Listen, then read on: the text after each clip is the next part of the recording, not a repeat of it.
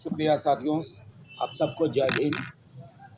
ऋतु, मुझे बहुत वक्त लग गया यहाँ आने में।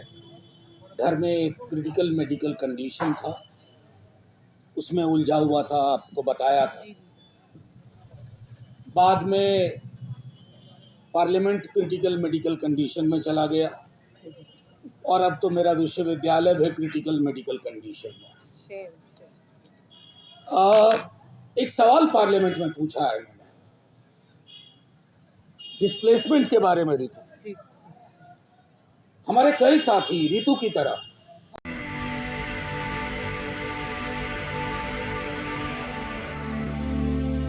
अभी हाल में ऋतु के बाद लक्ष्मण के साथ और कई साथी, ऋतु और लक्ष्मण ही नहीं, सैकड़ों की संख्या में जो 12-14 साल पढ़ा रहे थे, आपने कलम के एक झटके से, वो कलम नागपुर से आई और नागपुर से आई उस कलम में स्याही भी नागपुर की, हर्फ भी नागपुर का, कोर्निश करने लगे। सब कॉलेज के कॉलेज बदल दिए गए, विभाग के विभाग में 12 साल 13 साल से काम कर रहे लोगों को हटा दिया गया। ऋतु ने बहुत दर्द के साथ बताया, अगर किसी की उम्र 51 साल है, 38 की उम्र से पढ़ा रहा, उसके पास विकल्प क्या बचा? अब वो क्या करेगा? और खास तौर पर ये उत्पीड़न दलित और पिछड़ों के साथ ज्यादा हो रहा है। मैं दुख के साथ ये कह रहा हूं, यहां हमारे पुलिस के भी साथी हैं। ऋतु आपकी भी बहन हो सकती है, बेटी हो सकती है, ध्यान रखना। कोई महफूज नहीं है इस देश में। अब जिनके पास नागपुर वाली घंटी नहीं है वो सुरक्षित नहीं है।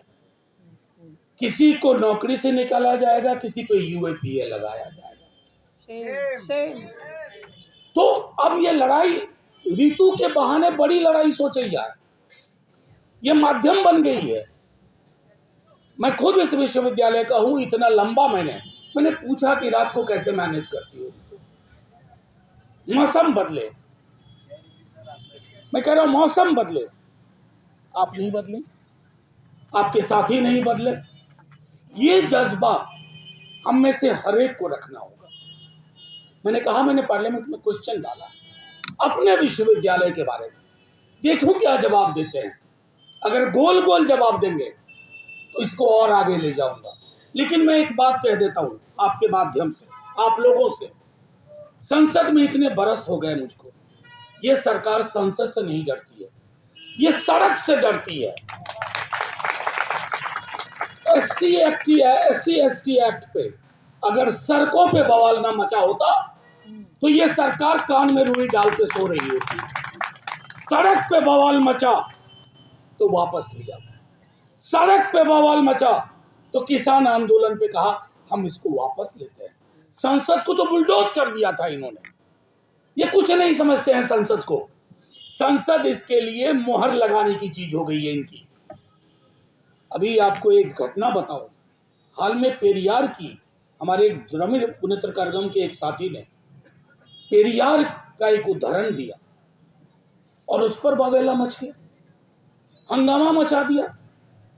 पेरियार को कोट करना, कुछ बरस पहले मैंने सच्ची रामायण कोट की थी पेरियार की, आज पेरियार को कोट करने पर हंगामा मच गया, एडजर्नमेंट की नौबत आ गई। ये वो दिन दूर नहीं, मैं डराना नहीं चाहता। आप एनिहिलेशन ऑफ कास्ट, जाति का विनाश किताब लेकर के चलेंगे तो यूएपीए लग जाएगा। वो परिस्थितियां पैदा हो रही हैं। फिर अगर ऋतु के इस संघर्ष के साथ नहीं रहे सब लोग किसी न किसी रूप में, तो शायद ये संघर्ष आखिरी के संघर्ष होंगे इस लोकतंत्र में। मैं चुनाव वगैरह इसमें नहीं जाता, चुनाव का अपना रोल होता है, लेकिन देश में कि टायर में इतने पंक्चर हो गए हैं कि आपको टायर बदलनी होगी, पंक्चर चिपचिपी लगाने से काम नहीं चलेगा। वो कौन करेगा? मैं फिर से कह रहा हूं, सड़क करेगी। हमारे अपने लोगों के बीच में एकता होनी चाहिए। हम भी पूजा पाठ धर्म कर्म में बटे हुए हैं। अरे कौन सी पूजा, कौन सा पाठ, कौन सा धर्म, कौन सा कर्म? थाली में रोटी नहीं रहेगी, ऋतु जैसी बेटी नहीं रहेगी, तो करोगे क्या? फिर नागपुर के वो संघी कार्यालय से निकले और बाकी लोगों में कोई फर्क नहीं रहेगा। एक कोशिश हो रही है कि ज्ञान की बात ना हो। ज्ञान फिर वैदिक युग की तरह 5 लोगों की मुट्ठी में रहे, वो जातियां रहे। जब ब्राह्मणवाद का विरोध है तो किस बात का है? वो कब्जे का वाद है, वो कब्जे का वाद है कि हम ही पढ़ेंगे, हम ही पढ़ाएंगे और कोई काबिल ही नहीं। तो बाबा साहब ने जो सपना देखा, जिसमें कई तब्दीलियां आई, लोग तैयार हुए, आज आपकी आंखों को वो खटक रहे हैं। सवाल मेरा अब उनसे भी कम है, सवाल हमारा अपने आप से, हम सब लोगों से, क्या हम इस परिस्थिति को चलने देंगे? क्योंकि आपकी यूनिवर्सिटी, मैं जवाहरलाल नेहरू यूनिवर्सिटी देख रहा हूं, 90 की जवाहरलाल नेहरू यूनिवर्सिटी नहीं रही। मैं अपने विश्वविद्यालय को देख रहा हूं, मेरा विश्वविद्यालय, कितनी चीजें हुई, अच्छे वाइस चांसलर थे, बुरे थे, कुछ भी था, हमें प्रोटेस्ट करने से नहीं रोक सकता था। मैं अपने स्टूडेंट्स को लेकर के, जब मैं टीचर था, मैंने माल रोड जाम कर दिया था, कुछ मुद्दे थे। अब वैसी चीजें कल्पना में नहीं है, ये हमने खो जाने दिया है। तो मैं सिर्फ इतना कहूंगा कि ये लड़ाई लंबी है, ये संकीर्णताओं में ले जाने के खिलाफ की लड़ाई है, ये पुरानी व्यवस्था बहाल होगी उसके खिलाफ की लड़ाई है। और वो व्यवस्था क्या थी? शिक्षा सिर्फ कुछ लोगों तक रहे। अभी मैं क्लास ले रहा था, मैंने आरुणि की कहानी सुनाई। मेरे बिहार में 4वीं 5वीं में था, एक कहानी थी आरुणि की। वो गुरुकुल में पढ़ते थे, सारे ब्राह्मणी टीचर भी और ब्राह्मणी स्टूडेंट होते थे।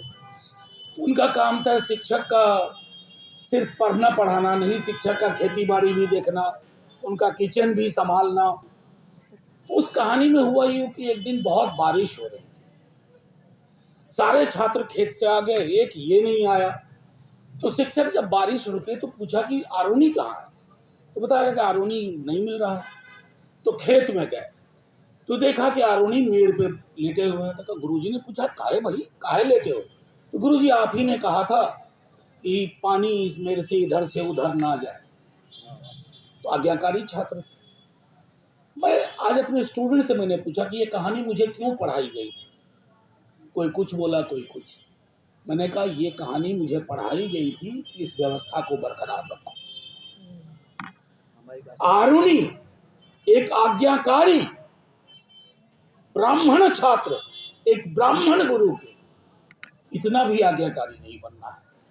और अगर दुनिया में सब आज्ञाकारी होते ना, सुकरात से लेके पेरियार, अंबेडकर, तो दुनिया आज यहां तक नहीं पहुंचती। मैं सिर्फ इतना कहूंगा, ऋतु, लड़ाई, मेरे पास कुछ जवाब नहीं है कि लड़ाई कब तक चलेगी, लेकिन ये जब तक चलेगी हम आपके साथ हैं। और आपको कोई कमी नहीं है साथियों की, ये भी मैं कहूँ।